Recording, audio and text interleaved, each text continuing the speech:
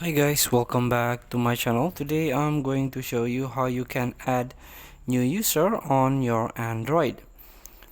So if you want to add new users, you can try to access settings. Then you can scroll down and tap user and account.